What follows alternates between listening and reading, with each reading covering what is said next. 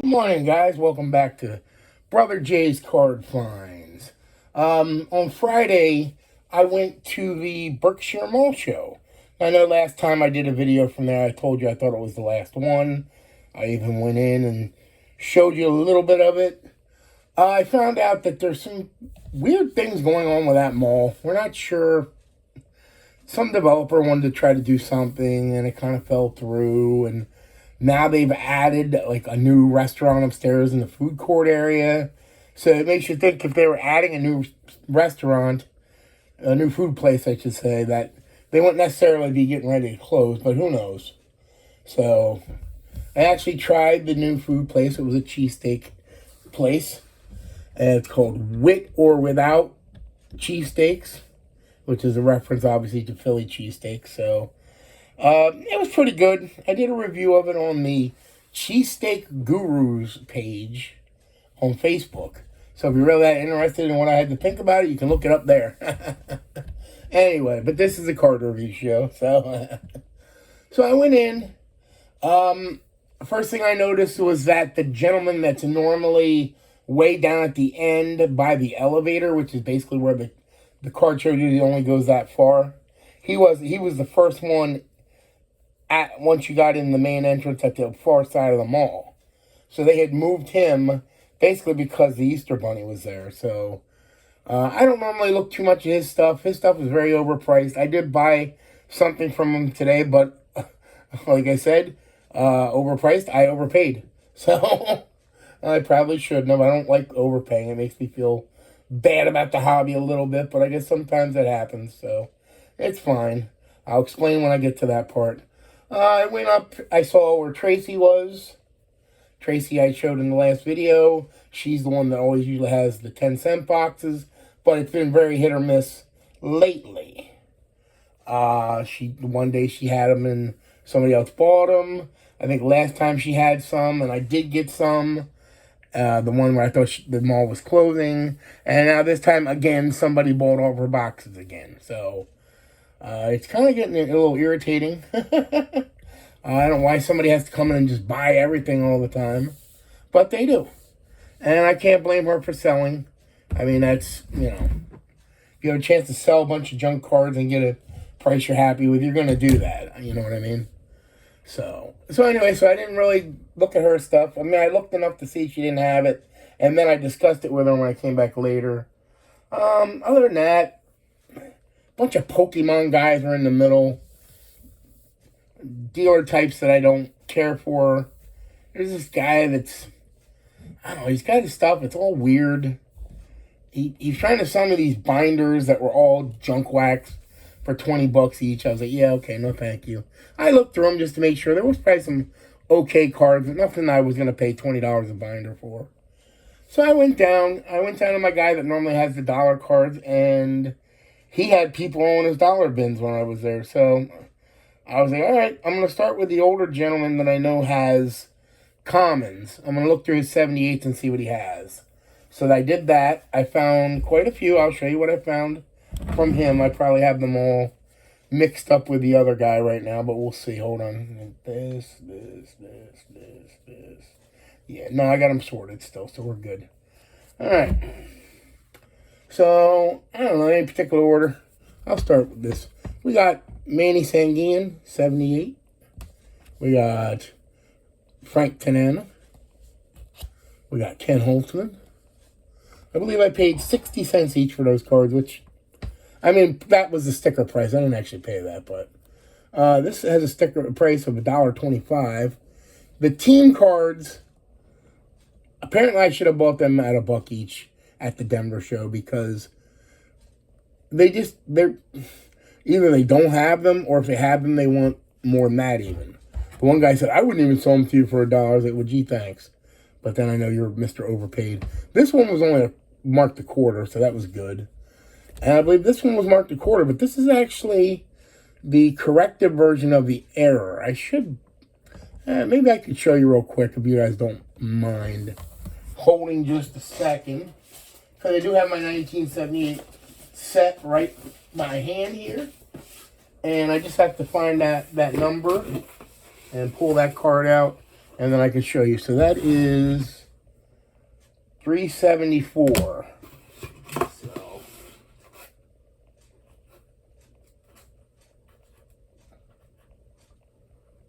okay. Sorry for the wait, but I'll be there in a second. Here it is. All right. Now, I don't know if you guys can see the difference here. Hold on. If you see the one on the left, the laces are, I think somebody described them as magenta. But it's basically, they had the red and it was overprinted by a series of black stitches. So if you see what I mean. And here's the corrected version, I believe. But the thing with that is, if you look on the far right corner down by the bottom stitches, part of the stitches are missing. But this seems to be the harder to find one. That's why I have it in a top loader. I'm probably actually not going to keep it in this top loader. I'm going to keep it in the sleeve. But I think I'm going to take it out of the top loader because I've seen it on eBay, and even though it's harder to find, it was like a $2, $3 card, so it wasn't really a big deal. So, but yeah, so you see, that's one of the two errors in this set that is corrected. The second one is actually a Bump Wills card, which is funny because he also had an error in 79. That's the famous one where he Blue Jays Rangers one. The next one he had is in 78. There's actually 3 versions if you want to get away from just errors. But the correct one, he has the Gold Cup rookie, and there is no mark on the card. The error, that is a lot harder to get, is like a $15, $20 card. There is the Gold Cup card, and there is a black circle. Sorry, I don't have one to show you, or I would. But it looks like somebody took a marker. So a lot of people probably pass on this card when they see it. Because they think, oh, somebody wrote on that. No, it's not actually writing. It's an error. And that card's a $15, $20 card. So I don't know how many of you guys know about it. I'm hoping to land one soon. And then I can show you in a future video. And the third version of it is actually the Burger King version of it. And apparently the Burger King version does not have his Gold Cup on it. So that's another version that I'd like to have for this set. It'd be, kind of like a master set, if you know what I mean. So anyway, so that's what I got from him. I think he originally had said, I don't know. See if I can figure it out. There's 250, 180,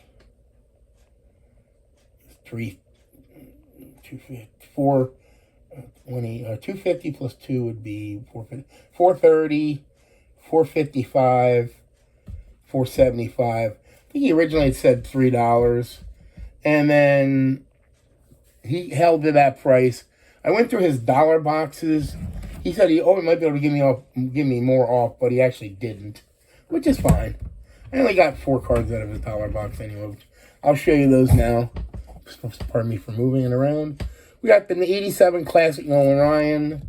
We got 2 of these, which are, well, first I'll show you this. This is the 1960 Sam Jones. I already have it for my Sam Jones, but I figured for $1 and it was in pretty clean shape, I'd be more than happy to add it to my set. And then this is a weird 93 Fleer Ultra. I'm not sure how these were acquired. I looked it up on TCDB, and it didn't really say, but it said they were all limited sets. As you can see, this one is 64,538. And the number is the same on both. This is the Frank Thomas, of course. And then I also collect numbered. If I find a numbered list stash like that, I want that too. So, not very limited, as you can see. And they're in a dollar box, so. But yeah, apparently they were together as one set that you were able to acquire somehow. I don't know if they came with how you got them, but because it didn't really say. So anyway, we'll move on from that dealer. Next, while we're down that end of the mall, I'll go with the guy with the dollar boxes. Eventually, they did clear out his older stuff first. I went through, didn't really see anything I wanted. Thought maybe it was probably a lot of the same stuff that I've already seen. I got into his new stuff. And I wasn't really that interested in digging through it by that point. I was starting to get a little tired, actually. It was the middle of a work day, which is, I like going on Fridays, the first day, but yeah, I mean, I could have probably, dug for more. This is another one of those golden images, I believe they're called. They're short prints. So $1 box. I mean, you can always tell from that front picture that one he was riding a bike. And then we had these cards, which are, here's a first Bowman Chrome for Pete Alonso. Here's a Verlander Upper Deck rookie. Here's a Carlos Correa Bowman Chrome rookie. And this is a Donruss Elite 2005, and it is only numbered to 1,500. 925 out of 1,500. He had this one marked at 20, but it was, the box said everything in there was half off. So I got this for 10. I got this for $1. And then the rest of these three, he had them at $37. I actually paid, I believe, $16 for these three. So, a little over off half. Because he had like 6 of these cards, and they weren't selling. He told me these were pretty much at pandemic prices. So he just never corrected them. So I'm sure if somebody wanted it bad enough and they said, I'll pay that price, then he would sell it. But so I'd spent $27 with him for all these cards. So I was happy with that. I've been wanting the Alonso, and Donruss Elite's good for Griffey. It's always good. So I got the older gentleman that I don't tend to buy a lot from. Normally he has these boxes of cards that have little cheap ones that I buy, but I didn't see anything in there I wanted either. But when I went through his box, I saw he had added a bunch of decals. And I need 2 decals to complete the set, and this is one of them. $6 price tag. I got it for $3. Everything of his is always half off. So I was happy to add that to my decal. I just need to get the Jimmy Wynn short print, and then I'll be good. Lastly, I was getting ready to leave. I talked to that guy, like I said, the one that's overpriced. And like I said, normally I don't even deal with him. But I said to him, I said, you have some 78s? He said, yeah, they're out in my car. Are you getting ready to leave? And I said, yeah, really, I am. Like I said, I was getting tired. So he said, yeah, I'll go out and get him real quick. And so I sat there and looked through his stuff. And I did see he had a 78 Pete Rose in his beat-up cards. He says something about beat-up cards or whatever. Even though they're beat-up cards, his prices are still high. So this was in the beat-up cards. This is a Pete Rose 78. And as you can see, quite a bit of creasing on that. So it's presentable.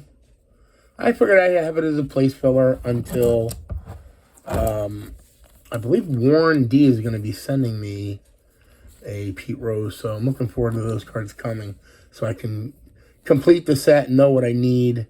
Yeah, this one's very rough. I shouldn't have paid $5. That's the biggest overpay of the show. $5 for a beat-up 78 Rose. So, but I paid it. This guy basically, I almost think he operates off of, what is that, Beckett Guide? So, and then here are 2 Hall of Famers. I got these for, and these other 2 cards for $7. So, let's assume he charged me $1 each for the common cards. So between these 2, I guess I got them for $2.50 each.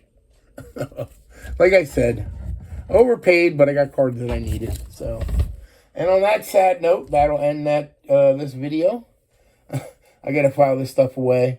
Yeah, I mean, it wasn't a great weekend for shows. I could have went back to the mall and saw if anybody else showed up. I didn't do that. Heck, I could go back today. It's still going, but I'm probably not going there. I got too much stuff to do around the house. So, but thanks for watching, and take care. Have a good Sunday.